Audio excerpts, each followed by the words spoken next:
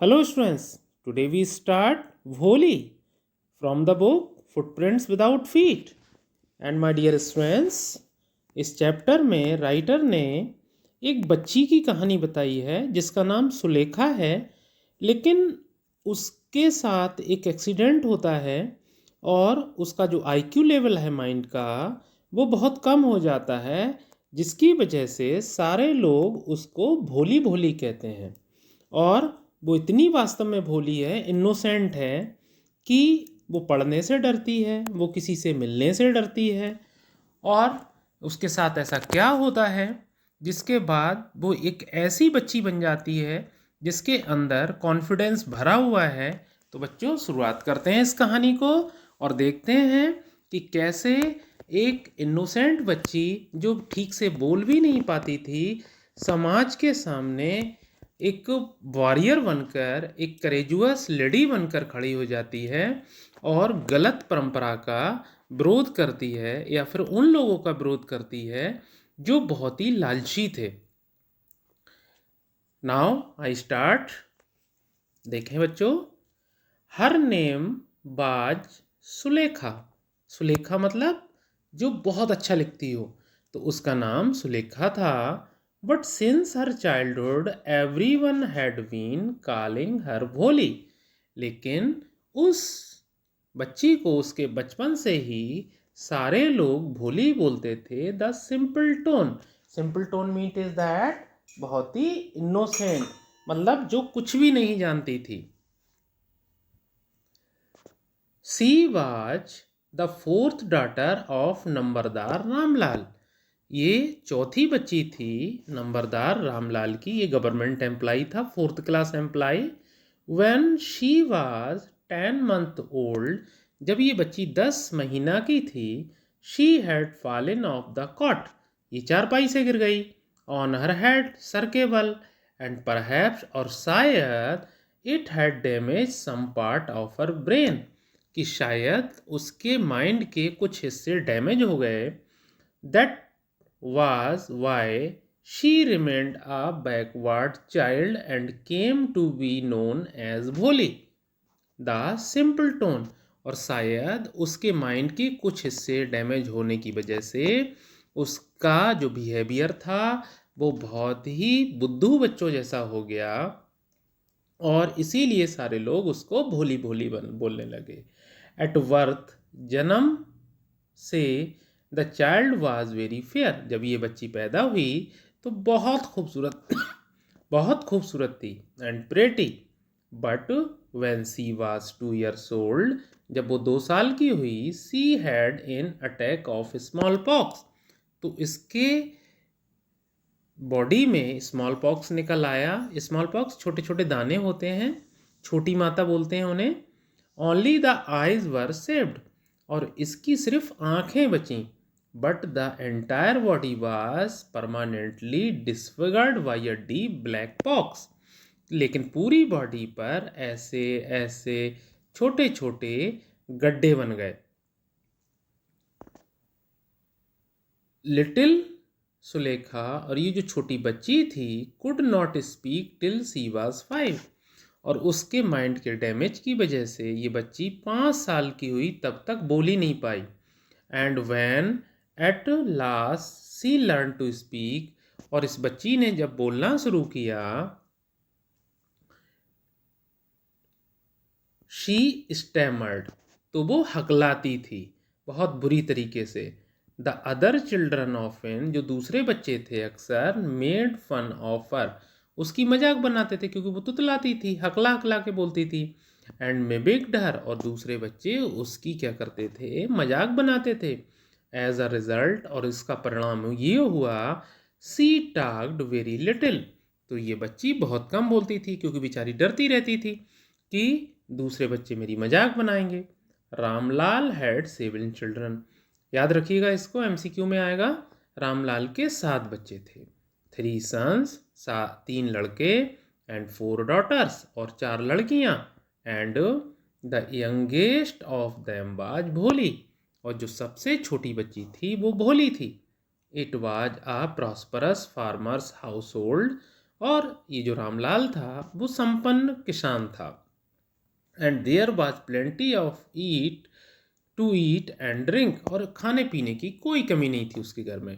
All the children accept भोली वर healthy and strong. अब रामलाल के जो सारे बच्चे थे वो बहुत ही हेल्दी थे, मजबूत थे, खूबसूरत थे, सिवा भोली के। The sons had been sent to the city to study. Ramlal ने अपने तीनों लड़कों को शहर पढ़ने भेजा था, इन स्कूलों में, एंड लेटर कॉलेज, और उसके बाद वो कॉलेज में पढ़ने गए। ऑफ द डाटर्स, लेकिन लड़कियों की बात करें, राधा द एल्डेस्ट, राधा जो सबसे बड़ी लड़की थी, हैड ऑलरेडी बीन मैरिड, इसकी रामलाल ने पहले ही शादी कर दी थी। The second daughter Mangala's marriage had also been settled, और जो दूसरी लड़की थी मंगला, उसकी शादी उसने तय कर रखी थी।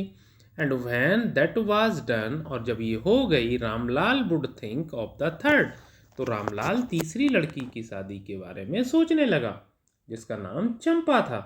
दे were good looking healthy girls, और इसकी ये तीनों लड़कियां बड़ी खूबसूरत थीं, बहुत हेल्दी थीं। And it was not difficult to find bridegroom for them, और इन तीनों लड़कियों को उनका हस्बैंड ढूंढने में रामलाल को कोई भी परेशानी नहीं हुई। But Ramlal was worried about भोली, लेकिन रामलाल जो था वो अपनी बच्ची भोली के लिए बहुत परेशान था। She had neither good looks nor intelligence, अब ये भोली जो थी ना तो खूबसूरत थी और ना ही होशियार थी। Bholi was 7 years old when Mangala was married, अब ये जो मंगला है इसकी बड़ी बहन इससे थर्ड नंबर की जो थी, इसकी भी शादी हो गई जब ये भोली 7 साल की थी। The same year a primary school for girls was open, और उसी साल प्राइमरी स्कूल उनके गांव में खुला लड़कियों के लिए, इन देयर विलेज, उनके गांव में। The tehsildar sahib came to perform its opening ceremony, अब जो तहसीलदार साहब थे उसका फीता काटने आए गांव में स्कूल का। ही सेड टू रामलाल, उन्होंने रामलाल से कहा, एज अ रेवेन्यू ऑफिशियल, आप एक लगान उगाने वाले ऑफिशियल हो, you are the representative of the government, और आप गवर्नमेंट के वर्कर हो इन द विलेज, गांव के। And so you must set an example to the villagers, तो तुम्हें एक उदाहरण प्रस्तुत करना चाहिए अपनी बच्चियों को स्कूल में भेजने के लिए। You must send your daughters to school, आप अपनी लड़कियों को स्कूल में पढ़ने भेजो, क्योंकि गांव में ये परंपरा थी, लड़कियों को स्कूल में पढ़ने नहीं भेजते थे, और जो लड़कियां पढ़ती भी थीं तो उनसे कोई शादी नहीं करता था। That night when Ramlal consulted his wife, उस रात जब रामलाल ने अपनी बीवी से ये बात कही, सी क्राइड, वो चीखने लगी, आर यू क्रेजी, पगला गए हो क्या? If girls go to school who will marry them, अगर हमारी लड़कियां स्कूल जाने लगीं तो उनसे शादी कौन करेगा? But Ramlal had not the courage to disobey the tehsildar, लेकिन रामलाल के अंदर इतनी हिम्मत नहीं थी कि वो तहसीलदार साहब अपने अधिकारी की आज्ञा का पालन ना करे। At last his wife said, आखिर में उसकी बीवी बोली, I will tell you what to do, तो उन्होंने कहा मैं तुम्हें एक काम बताती हूँ तुम्हें क्या करना है। सेंड भोली टू स्कूल, इस भोली को स्कूल भेज दो।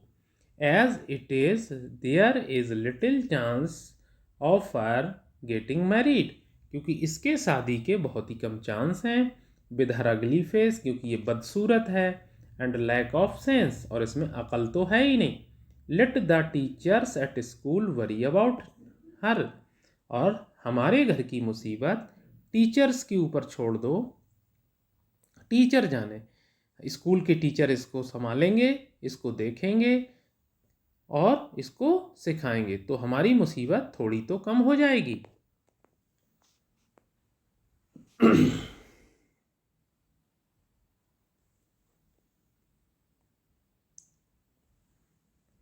अब क्या हुआ बच्चों, देखिए।